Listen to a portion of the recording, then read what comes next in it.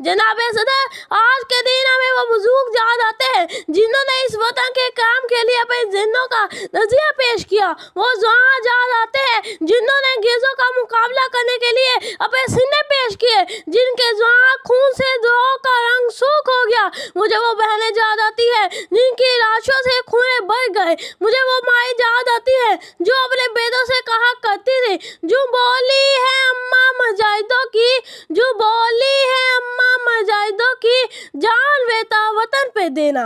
जनाबे सदर, पाकिस्तान किसी नस्ल का नाम नहीं, पाकिस्तान किसी कौम का नाम नहीं, पाकिस्तान किसी ज़बान का नाम नहीं, बल्कि पाकिस्तान एक ज़रिया का नाम है, वो भी जे के अल्लाह की ज़मीन पर अल्लाह का नाम हो, इंसाफ और मोहब्बत का पैगाम हो, तलीम और मिदत का अंजाम हो।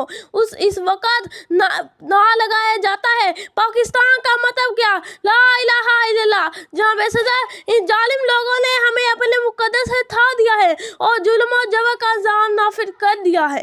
जे ताक ताक उजाला जे शब्बे गुज़ार सर, जे ताक ताक उजाला जे शब्बे गुज़ार सर, जे वो सर तो नहीं जिनकी आरज़ू हमने की।